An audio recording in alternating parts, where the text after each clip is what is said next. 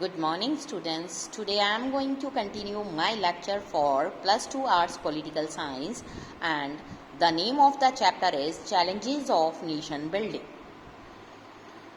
Now let us start with the topic process of partition.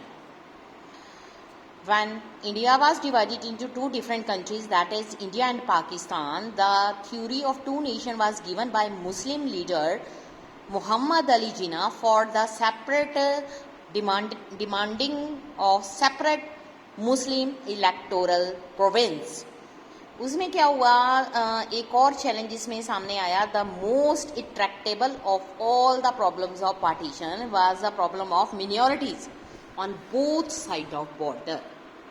Lakhs of Hindu, Sikh in the area that were now in Pakistan, and equally large number of Muslim on the Indian side of Punjab and Bengal,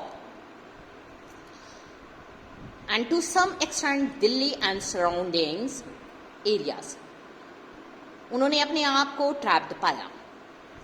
They were to discover that there were undesirable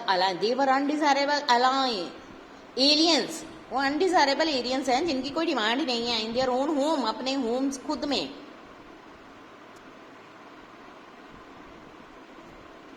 In the land where they live, and their ancestor had lived for centuries. But फिर भी वो अपने आप को aliens पा रहे थे. As soon as it became clear that the country was going to be partitioned, जो minorities थी on both side पर, India and Pakistan, become easy targets of attack. No one had quite anticipated the scale of this problem. No one had paid any attention for handling this. Initially अगर हम बात करें temporary and कि people and political leaders जो हैं kept hoping that this violence was temporary or controlled soon. But very soon जो violence था out of control हो गया. The minorities on both sides of border जो थे left with no option except to leave their homes, often at a few hours notice. अब consequences of partition क्या थे? The year 1947 जो था one of the largest, most abrupt year था. Unplanned, tragic transfer of population, human history में ये याद किया जाता है. There were killing and atrocities on both sides of the border. In the name of religion, people of one community जो थे killed by name of religion of other community. जो cities थी like Lahore, Amritsar, Kolkata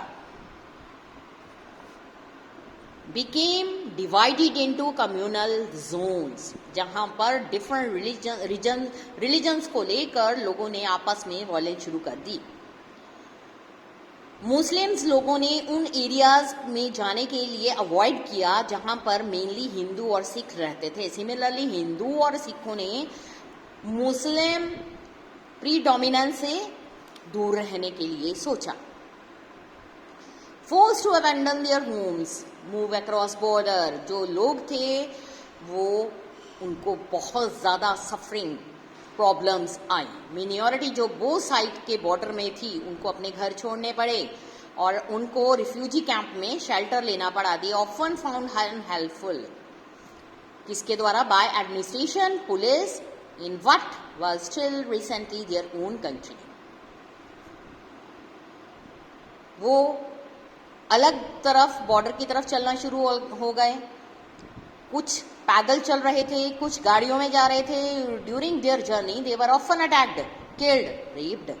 जो women से thousand of women were abducted on both side of the border. कुछ को ये कहा गया जबरदस्ती convert to their religion to and abducted and were forced into marriage. बहुत सारे केसेस में वुमन जो थी उनको अपनी फैमिली मेंबर्स द्वारा ही मार दिया गया to preserve the family honour. बहुत सारे चिल्ड्रन जो थे अपने पेरेंट्स से सेपरेट हो गए.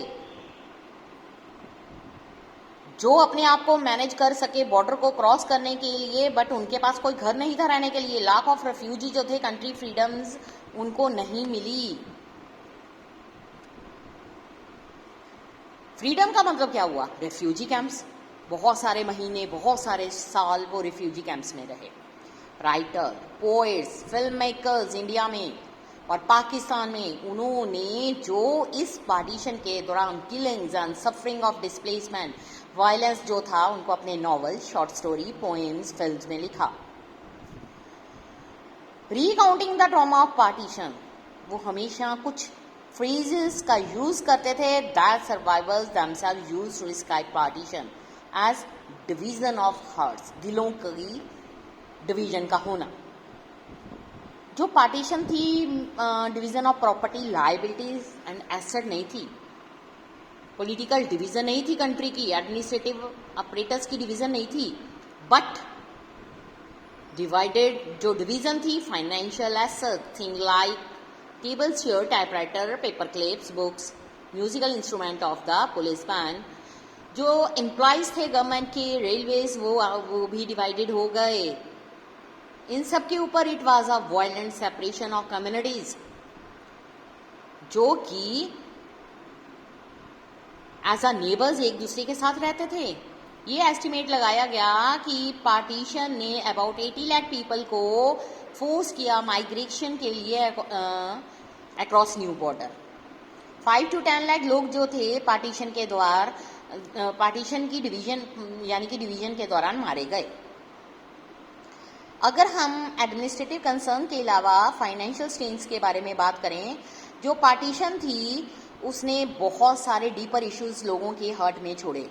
जो इंडियन के लीडर थे नेशनल स्ट्रगल में जिन्होंने पार्टिसिपेट किया था, वो टू नेशन थ्योरी में बिलीव नहीं करते थे, बट फिर भी जो पार्टीशन थी रिलीजियस बेसिस के कारण वो हुई।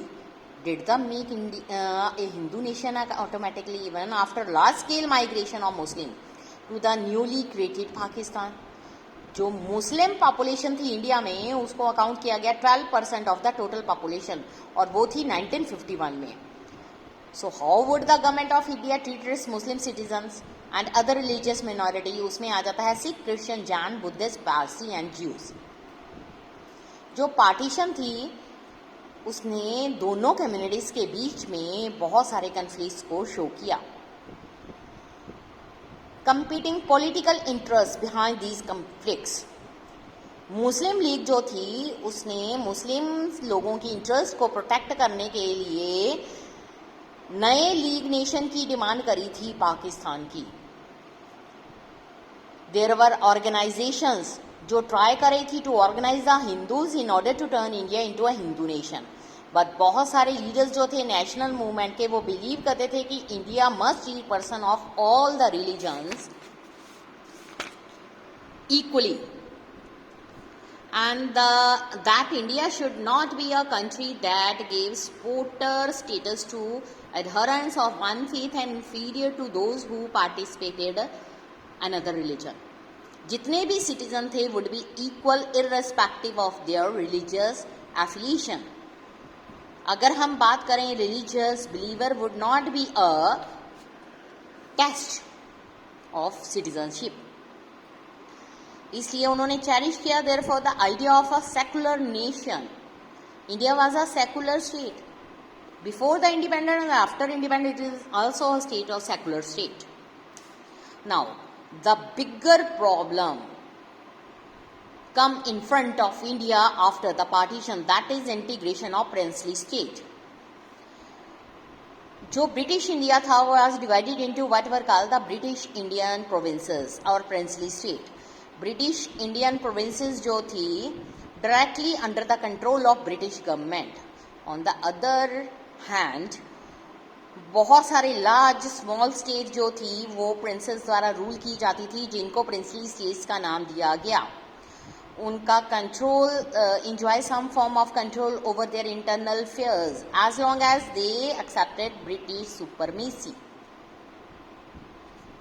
This was called paramountcy or suzerainty of the British Crown. Princely states जो थी 1/3 of the land area of British Indian Empire को कवर कर रही थी। Princely state जो थी and 1 out of the 4 Indians जो थे वो princely rules के अंडर रह रहे थे। अब प्रॉब्लम्स कहाँ पर आ रही थी? जस्ट बिफोर इंडिपेंडेंस जो ये अनाउंस कर दिया गया ब्रिटिशर्स ने कि यहाँ पर जो है वो ब्रिटिशर्स का रूल एंड हो रहा है। Paramountcy of the British crown जो है प्रिंसली स्टेट को वो लैप्स कर जाएगा। It means all of these states जो हैं एज मैनी एज, अगर हम अंदाजा लगाएं 565 इन ऑल, वो लीगली इंडिपेंडेंट हैं। द ब्रिटिश गवर्नमेंट ने took the view that all these states were free to join either India, Pakistan, remain independent as their wish. So जो डिसीजन था लोगों के ऊपर नहीं but to the princely ruler के ऊपर था जो स्टेट्स पर रूल कर रहे थे। ये एक बहुत ज़्यादा सीरियस प्रॉब्लम थी, इसलिए इसने इंडिया की यूनिटी को एक बहुत बड़े थ्रेट में डाल दिया और ये प्रॉब्लम बड़ी जल्दी स्टार्ट हो गई। First of all ruler of Travancore उन्होंने अनाउंस कर दिया कि स्टेट ने इंडिपेंडेंस डिसाइड कर ली है। जो निज़ाम था हैदराबाद उसने नेक्स्ट डे से ही ये अनाउंसमेंट कर दी। रूलर्स जो थे नवाब ऑफ भोपाल, ठीक है, वो averse to joining the constituent assembly, response of ruler of princely states मतलब क्या था? that after independence there was a very real possibility that जो India would get further division into a number of small countries. जो prospect था democracy का for the people in these days looked bleak. This was stringent situation since the Indian independence was aimed at unity, self-determination as well as democracy. Most of जो ये princely state थी, government जो थे वो इसको non democratic manner से चला रहे थे। रूलर्स वो जो थे unwilling to give democratic right to their population. ये टॉपिक यहीं पर नेक्स्ट हम स्टार्ट करेंगे government's approach. Thank you students.